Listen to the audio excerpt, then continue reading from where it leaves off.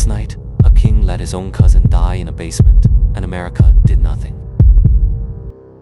It is just after midnight, July 17, 1918.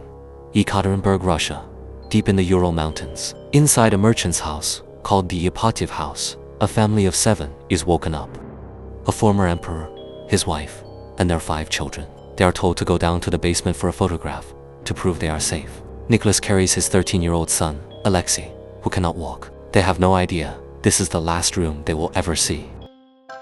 For 300 years, from 1613 to 1917, one family ruled Russia, the Romanovs. They owned palaces with 1,000 rooms. They ruled over 150 million people. But by 1900, Russia was broken. Poor farmers had no food. Workers worked 16 hours for little pay. Tsar Nicholas II, the last emperor, was a kind father but a weak leader. He believed God chose him to rule alone. He refused to share power. That mistake would cost the lives of his whole family. Then came World War I in 1914. Nicholas made a terrible choice. He went to lead the army himself, leaving his wife Alexandra to run the country. She listened to a strange mystic named Rasputin. The army lost battle after battle. 2 million Russian soldiers died. There was no bread in Moscow. Trains stopped. People froze in winter. In March 1917, women marched in the streets, shouting for bread. Soldiers refused to shoot them. The empire was collapsing, and Nicholas had lost control of everything. On March 2nd, 1917, on a stuck train near Pskov, army generals told Nicholas to quit. If he stayed, there would be civil war. Nicholas signed a paper, giving up the throne. He wrote in his diary, all around is treason and cowardice.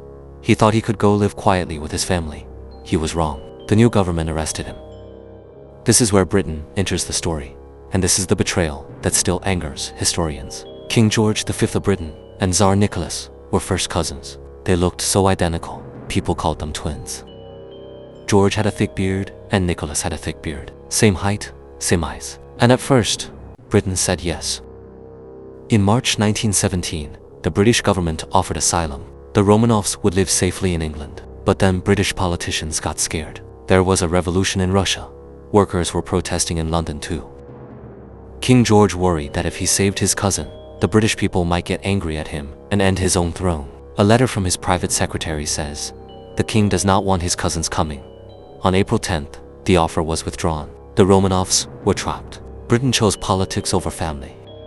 And where was America? President Woodrow Wilson declared war on Germany and entered World War I. America became the new superpower. But America did not want the Tsar. Wilson said America was fighting for democracy, not for kings.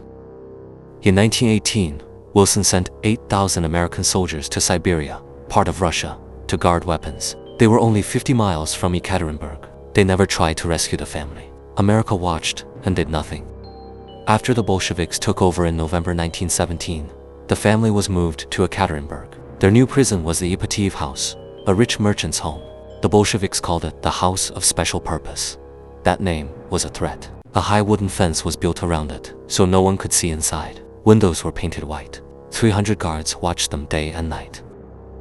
Inside, the 5 children still studied lessons. Olga was 22, Tatiana 21, Maria 19, Anastasia 17, and Alexei only 13.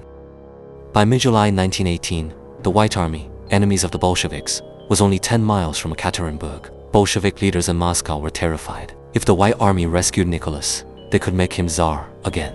A secret order was sent to Ekaterinburg. In July, Yakov Yurovsky took over as commandant of the Ipatiev House, with a mandate from Moscow to kill them. The order was simple. The Romanovs must not be allowed to leave alive. The House of Special Purpose was about to live up to its name. On the night of July 16th, the family went to sleep, not knowing it was their last night. Just after midnight, guards woke them. They were told there was fighting in the town, and they must move down to the basement for safety. They were told to wait for a photograph to prove they were not harmed. Nicholas carried his son, Alexei, who was 13 and too weak to walk from hemophilia. Alexandra, Olga, Tatiana Maria, and Anastasia followed, holding small pillows. They waited in that small basement. Yurovsky entered the basement with 11 men. He read a short paper saying the Ural Soviet had decided to unalive them. Nicholas, confused, stood up and said, "What? What?" He did not understand. Then Yurovsky raised his weapon. The order was given to unalive. The room was tiny, only 23 feet by 16 feet. Weapon smoke filled the air in seconds. No one could see. It was supposed to be quick. It was chaotic and loud and lasted much longer than planned. Within minutes, the last emperor of Russia and his entire family were gone. But the Bolsheviks had a new problem. They did not want the burial place to become a shrine for people who still loved the Tsar. The bodies were loaded onto a truck to be taken to the forest. The truck got stuck in mud.